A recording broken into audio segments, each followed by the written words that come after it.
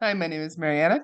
I'm the Energy Reader, which is an evidential medium, a psychic, an animal communicator, a nonverbal communicator, and a tarot reader all wrapped up into one. And the tarot reading is part of not obviously, it's part of where I use my psychic abilities. So I swear to goodness that bird was quiet like a minute ago. All right, so this is a video that's going to be an introduction to my workshop. It is also something, obviously, it's just public, so anyone can watch it, so feel free. I do have a workshop coming up March 26, 2023. This is a 4-hour workshop, so it'd be 2 hours, then a break, then 2 hours. You do need to have your own deck, and you do need to already kind of have a feeling for where you and that deck are on the tarot journey, if I might. What else could I say? If you've watched my other videos, probably been doing tarot now for 6 years. I had never even had a tarot reading before excuse me, picked up a deck and started reading tarot, but I've always been super interested in divination since high school. Like I have a rune, a rune set from like 1983, I think. However, I never did anything with it. I wanted to, I just didn't understand it. I didn't have a mentor. And it wasn't like, obviously now you have the internet, you have YouTube, you have TikTok, you can go find out information and just do it yourself, right? Back then it was like you have to read a book. I didn't have a lot of friends. Whole different story. Certainly didn't have any friends who would have been into divination, right? I remember, and I have this memory distinctly, but my cousin swears to goodness that it's not true. I remember having a Ouija board, and I remember her dad throwing it into the fire. So it could be that he just scared me enough that I made that memory up. I don't know, I lost my Ouija board, but I never got another one. So it was kind of that situation. And still to this day, and we're in our 50s, my cousin still doesn't she'll let me do her tarot cards, but we haven't done mediumship, we haven't done animal communication, we haven't done any of that stuff because she's just not into it, which you'll run into that, right? So I was just listening to someone else ramble on TikTok. I'm gonna try and ramble less. What is important for you to know before you get to the workshop? Number one, your deck should be um, Rider Waite symbology. This is just the deck that is easy to work with. It's the deck that is ubiquitous. It's the deck that is easy to find definitions for. And it is pretty just, it's an old deck, if I might, like the symbology, the definitions, the intent is an older style deck. You can find the history on this very easily anywhere on YouTube for free. Pamela Coleman Smith was the one who is credited for the artistry behind the Rider Waite deck. If you have a Rider Waite themed deck, for example, the Light Seers deck, that basically still follows the Rider Waite system, that is also okay.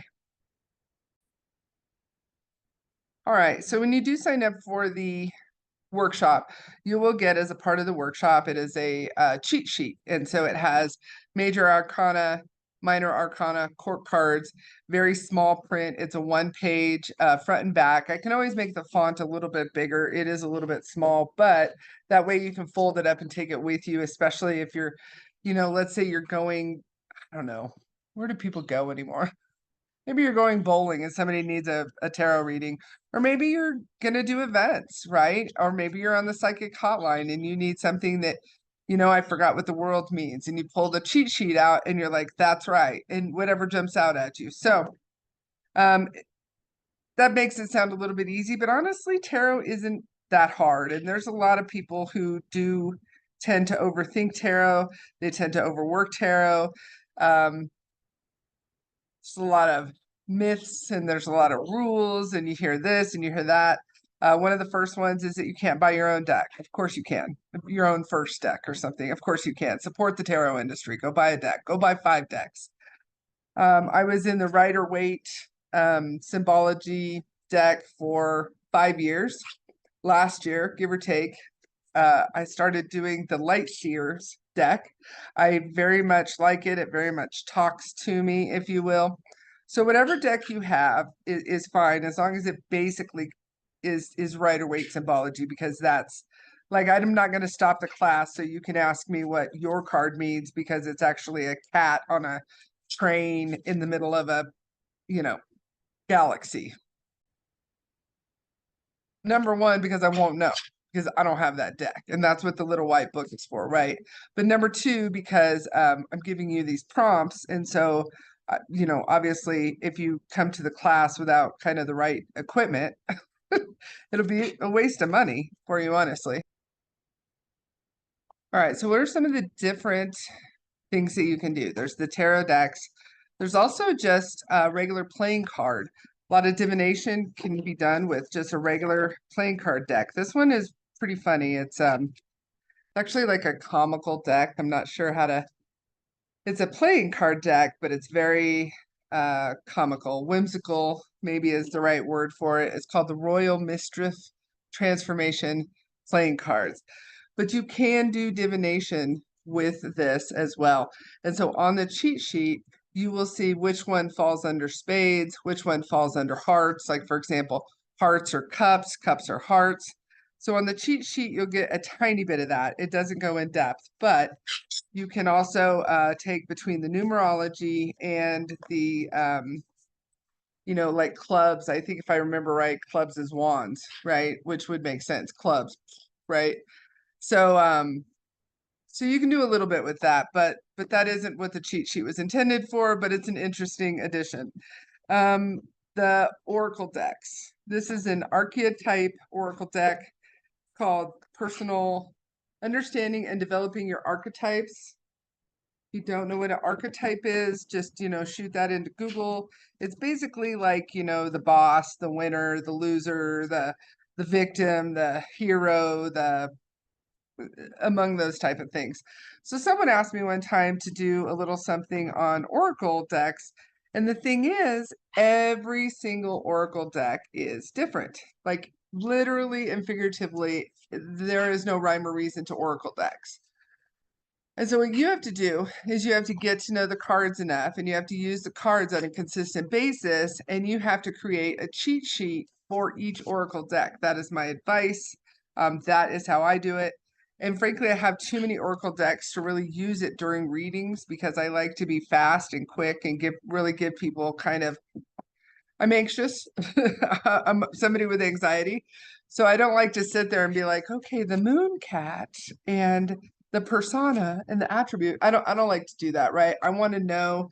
That's why I use the tarot deck that I know and love. And I can be like, you're feeling judgment around this decision. Do you understand that? And if they do, I can keep going forward. However, if you enjoy Oracle decks and you have the time, you clearly aren't going to want to have to go to the definition for each Oracle deck over and over. So then what you should do is you write down the wolf and you pick out the part of the definition that stands out to you the most and you put that in a cheat sheet.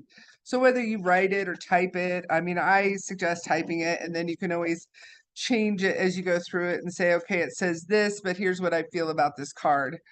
So you can always update it, right? This one is the green man. This one's kind of cool. So this is the archetype. Here's the survivor. But that is what I suggest as far as Oracle decks is it's kind of a hit or miss. You have to already kind of know how to read in order to go into Oracle decks, or just create your own cheat sheet, and then it is what it is. I'm not sure where to go from there. Okay, this is another Oracle deck. This is a pretty cool one. Colette Baron Reed. Again, look at how different this is than the one I just showed you, the archetypes. I mean, the art is completely different. So every Oracle deck is unto itself. It is a deck with a system of its own. Oracle decks, very seldom. I don't think I've ever seen an Oracle deck that resembled another Oracle deck with exactly the same meanings, like tarot. Tarot is basically going to follow the same rules, the same history, the same symbology. So this one has its little white book and there isn't any pictures, but there's some pretty good info in here. This is a well-written one. It's nicely put together, easy to read. So that is the deal with Oracle decks. And I shuffle them just like I do anything else. So let's say you're going to give a tarot reading and you want to give it a little oomph at the end, right? You go ahead and pull out your oracle deck, especially if time is not a big issue. I do events where everything is timed. And I also do stuff on Zoom where it's timed. Then sometimes if it's a relaxed reading, I will pull out a tarot deck and say, let's get you an oracle card just to kind of end the reading maybe, right? Pull it out, bam. Wizard of Awareness. So for someone who probably just had a wonderful tarot reading about they need to trust their own entrepreneur visions, the Wisdom of Awareness would be a great oracle card that would have kind of solidified that reading. Okay. All right. So this is called the Crow Tarot. Now, in general, it follows the Rider-Waite, but you can see the tower. Towers are always going to be a tower, right? So that one's not going to be too hard. But look at the Hanged Man, and you can see where it starts to, I don't know. That one might resemble it pretty good. Okay, Page of Wands.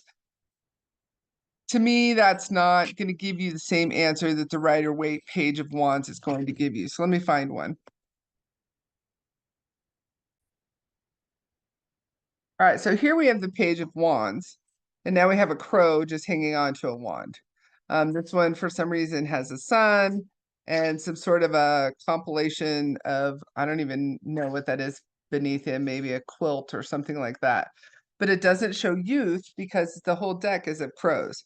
In the Rider-Waite, you're going to have a younger person. This is going to show youth. So this is going to show someone in their late teens, maybe early 20s, right? Or if you're reading for someone and you get the Page of Wands and they come up and this person's like, no, they're 65, then you know they're an emotionally stunted person, right? Because if this is the card that's, quote, representing them, this is normally for someone much younger. All right, we'll do one more. This is the Five of Pentacles in the Pam's Vintage Tarot Rider-Waite symbology again. And this is the Five of Pentacles in the Crow Tarot. Those are completely different messages in my opinion. You know, down here, to me, the crows are basically picking up whatever they can get. They're at the point where there might even be eating roadkill or something like that. There seems to be a storm coming. So it's not completely different. Obviously, there's a storm here. They're not doing well, but you can see where you're going to get two different intuitive messages from these cards. And so that's why I say to really stick with the Rider-Waite symbology. Again, it doesn't have to be as long as I did, especially if you are really a quick pickup, right? Some people just pick this stuff up like incredibly quick and they go between decks. It's not something that I suggest, but obviously you do you.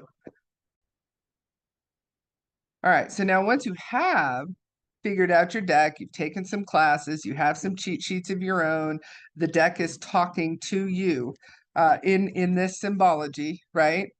Whether it's Light Seers or whether it's the Rider-Waite, because again, Light Seers does follow the Rider-Waite basic symbology and definitions.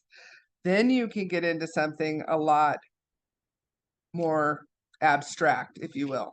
This is called Murder of Crows Tarot. And this one, to me, would be very good for shadow work because it's all dark. It's very heavy. This looks like the Nine of Cups. And you can see where maybe his gluttony has gotten him into a world of hurt, and now he may have an addiction to food or alcohol or drugs or porn or something like that. Like Wishes Fulfilled always has kind of a dark side to it as well as a hell yeah side. All right, but can you imagine starting with this deck and trying to learn with this deck? There's no color to it. It's all very black and white, gray. It's very deep, if you will. I believe that's the Death card. So these are going to mean something different to you than the Rider-Waite with the happier kind of looking thing. Here, I believe that's the Two of Wands. Again, it's hard to tell, right? Is that the Two of Wands? There's one wand, but there's a two at the bottom. So, and he's kind of holding the world, which normally the Two of Wands is holding the world. Yeah, it says wands right there, 2 of Wands, and yet there's only one stinking ass wand. So where's this other wand? Has he been ripped off? Did he get mugged? Did somebody mug him of his wands? The 8 of Wands.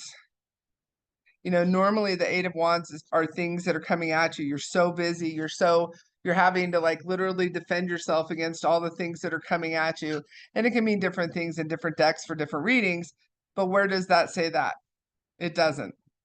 It doesn't. So you have to know it well enough. Here's the Empress, which to me looks like Cinderella's evil stepmother. So this is going to be a completely different vibe than this deck. Okay. One of the other things you can do once you get a little bit further along, just for shits and giggles and fun, is you can take decks that have, like, once you get so many decks, right, they start to, like, I've lost cards in this one, but not this one. You can actually stick them all together and have one huge, ridiculous tarot deck, right? That it can't even really shuffle that. So I have this one with this one with some of these. So that's kind of fun, right? And then if you go through there, and that one would honestly, it would just kind of be for fun. But let's say you get 2 of the same card, 3 of the same card. I'd pay attention to whatever that card is asking you to do or telling you to do. But for the class, we will have one 78 card tarot deck with a Rider-Waite symbology. So know that much.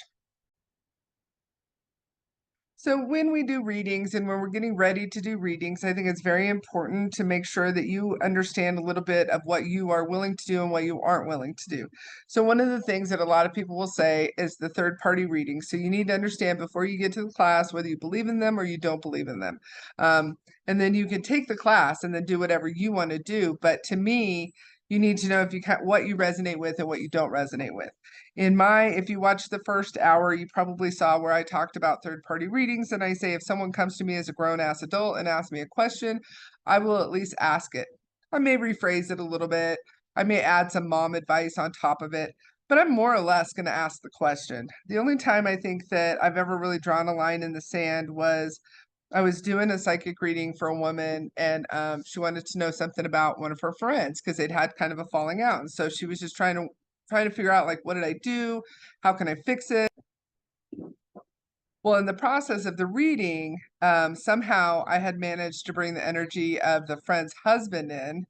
And that's kind of where I draw the line, because the friend's husband isn't this friend's, business per se, right?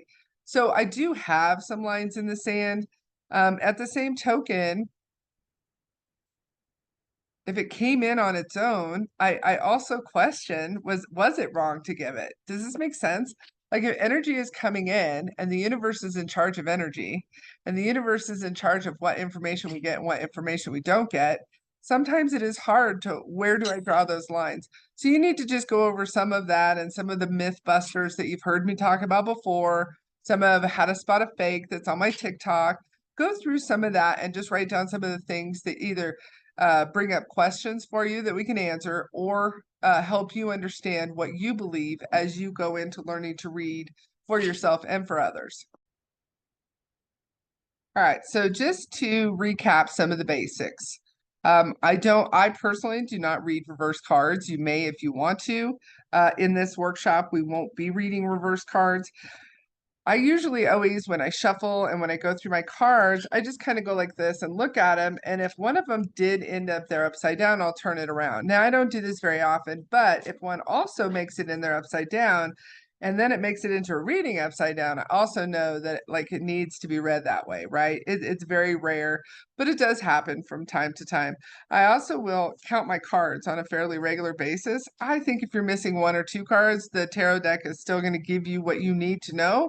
But after that, I end up kind of, doing something like this or art projects or bookmarks or something. So there should be 78 cards in this deck. I am a little bit of a stickler on that for myself. When they're even missing 1 card, I personally won't use it anymore, but that's just my own personal thing. And I think I'm just a little particular about that. So we're going to talk about the major arcana. And yes, I have some of my notes here. So the major arcana, hold on. Always have some water. And yes, I drink out of mason jars and old spaghetti jars. All right, so the major arcana, there's 22 cards, as we know. They're really going to be the ones that are kind of the life lessons, right? The big lessons, the kind of the plot twists in your blueprint of life, if you will. The journey begins, of course, with the Fool, ends with the World. This is also the, excuse me, the major arcana is also going to be the archetype ones, right? I really like the Death card, honestly. I like this one. It's okay. I like it a little more in the Rider-Waite symbology. Let me see if I can find one. All right, so in this card, you very much see the sun is kind of the rebirth. The skeleton is death. There are people who are, how would I put that, like kind of praying to death, right? So the last rites, maybe, petulance, turmoil. There's trees in the background. There's some sort of those two walls that are in the moon or in the background, a flag. I'm sure that everything means something on a Rider-Waite card, right? And then you have this one, and it does say death, but then it also says rebirth. And so it doesn't, again, these give you completely different intuitive ideas, right? Those are two very different cards. So if you've dealt with this card enough, you can bring that knowledge, if you will, over to this death card. The High Priestess, she looks the same. These are the same Rider-Waite type of cards. I'm going to start getting my cards mixed up here. Hold one. I want to do that. All right, that one goes there. Those go over there. What was the next one? So you have the Emperor. We'll do the Tower. So the Tower and the Tower, those are pretty cool. I think those are two cards that look quite a bit alike and are going to mean the same things, right? One of the ones I didn't care for as much in the Light Seers is when you get the Ace of Wands. This is kind of my big dick card, right? So it's a big dick energy. It's a big short story I was reading for a gal, and she's gay. And I said, but she got this card a couple times actually, and I was like, "Are you sometimes straight?" Because it's my big dick card. I'm like, "Is there a big dick headed your way?" I was trying to kind of place this, and she goes, "No, I think that's me. I'm trans." Absolutely. Absolutely. And so they can talk to you different ways, even when they're Rider-Waite, because this deck is Rider-Waite also, but now I have to find the Ace of Wands. Hold on. All right. Those two cards do not give the same ideas. Over here, I kept getting this energy for the person that I was reading for, and I wonder if I had gotten the same energy if I had had this deck with her. If I hadn't been using this deck with that sitter at that time, was I going to get really the best answers for her? And so sometimes even I want to go back to this deck, but I love the creativity of this deck, right? So to me, this does not scream big dick card. And in fact, I had actually forgotten that I had named the Ace of Wands the big dick card because of such a difference in the pictures. I don't remember what I was doing one day and I was like, "Oh my gosh, that would also be this." Especially if you're doing love and someone's single and this is coming into their life, this might be a weekend fling versus the Ace of Cups, right? Because the Ace of Cups is going to be a new relationship, but it's going to be an emotional connection. This may just be a romp in the hay. You see where I'm going there? All right, where you can see these are fairly similar. I like this is the High Priestess in the Light Seers. This is the High Priestess in the Rider-Waite. And then I'll do one more and then move on. I feel like I'm getting off base here. So Rider-Waite, Emperor, Light Seers, Emperor. You can see that the attitude is still the same. So those are very similar. So there aren't that many cards in this deck that don't match up totally, in my opinion. But there are a few. There are a few. All right, so when you move into the minor arcana, you're getting into basically the everyday things, right? The teacher at your son's school, the propane guy, the mail guy, the waitress at the, I think they're called servers now, the bartender. These are your everyday type of interactions with people and or everyday things that happen within your household. So, for example, the suit of cups is going to be about the emotional realm, right? It's going to be about feelings and hurt feelings and who's more emotional in the family. Like if you have a love reading and all you get is one suit and it's all cups, this is a very emotional relationship. It might be overwhelmingly emotional, actually. So the suit of pentacles, this is going to be someone who is very down to earth, but it can also be someone who is incredibly materialistic. So you have to decide, what are the cards also surrounding the cards that you're asking about? Because pentacles are, what did I put here? So they're very earthy. You're looking for solution, material conflicts, can be finances or health. But it can also mean that person who is outwardly one thing and inwardly something quite a bit different. That could honestly be any card, but pentacles especially. All right, so the suit of swords, we know that this is mental, right? This could be people who are religious, this could be people who are professors, this could be book smart, this could be book savvy, it could be mind fucks also. Don't forget swords, right? There's two sides to each sword, and they're both can be my word, they can be both very sharp. The other thing about swords is that this is a masculine energy. And so you like to see it kind of balanced out, maybe with some cups, right? Or you like to see it balanced out.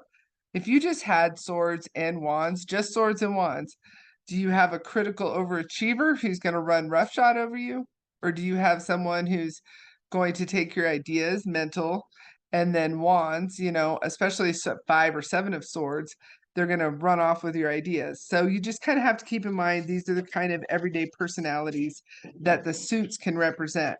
When you get wands, this is a very fiery, passionate person. These are the doers, the shakers, the planners. Like I have a plan and here's what we're doing. What did I wrote down? What did I write down? Excuse me. Also masculine energy, passion, enthusiasm, solutions, and it can indicate spirituality, but I kind of go to the swords for spirituality as opposed to wands, and that's just probably a personal preference.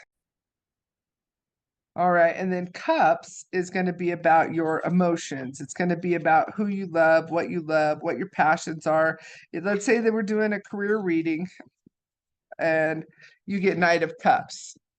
This is going to be someone who is kind of idealized about their work environment. Maybe they're an activist or something.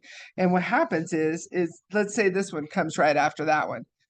If they don't pay attention to the reality of the work situation because they're kind of in that infatuation honeymoon stage, this is how they're going to end up when they realize that there's the people in this job are humans the same as they were in the last job. So when you get a lot of cups, you have to kind of look for some balance in there and see where they might be overestimating the situation so that you can bring a little bit of reality. You don't want to take the wind out of their sails, but you don't want to send them away thinking that, the heavens are just going to offer them something new on a silver platter either. All right, so we're going to take what little, the basic information that I put out here. I was watching someone the other day who basically took one card and they were like, okay, this card is pretty boring unless you put this card across it like this. Now, what do you have? That's where the definitions come in, and that's why you learn them. So everyone that's kind of saying, oh, just read it intuitively, that looks like a dick. Where else are you going to go from there? So you have to know what an ace is about. You have to know what wands are about. You have to know what the images are about. This is someone taking charge of a situation. This is a brand new beginning. This could mean a relationship. It could mean a dick, right? But does it mean a dick for romance? Or if you pulled this card for a work reading, is your boss a dick? Right? So it's very important, in my opinion, to actually know the definitions of the cards. A lot of these people have tried to dumb tarot down. There's like two camps, right? There's the ones that are completely dumbing tarot down to just look at the picture, what do you feel, which isn't, everyone's going to feel something different. That doesn't make a lot of sense. And then there's the other camp where they're like, their books are this thick. The Ben Bell, well, I mean, she's amazing. I can't imagine being in her brain. It must go literally 90 to nothing 24/7. And she's got a book like this thick, and she has a blog, and she's a lawyer. I mean, she has picked tarot apart. And I wonder, and I don't know the person, I've never seen her read a tarot deck, but I wonder how accurate her readings are. Because at some point, what do you pick out for this person sitting across from you if you literally know the Italian version, the German version, the Thoth version, the Lenormand version? You know what I'm saying? Like Lenormand doesn't have a tower, or maybe it does, I can't remember. But do you see where I'm going? Like at some point, wait, what is your intuition going to pick from? Because you know so much. So there's like two camps. The ones over here that are dumbing it down too far, and the ones over here who are like, you need to know the Kabbalah 7 signs of something, something, something in order to read the Knight of Cups. He looks very Kabbalah-like. I don't understand Kabbalah. And I don't need to in order to, I don't understand astrology either, and I don't need to. Would I like to add it? Someday I might. I added numerology, right? So I'm in the middle. And so that's what that's what we'll be learning at this workshop. We're going to go over stuff like shadow work. We're going to go over stuff like advanced reads. We're going to go over stuff like coaching with tarot. What are some of the other things? I have it in my description on my website. If you have any questions, let me know. Otherwise, we'll see you then.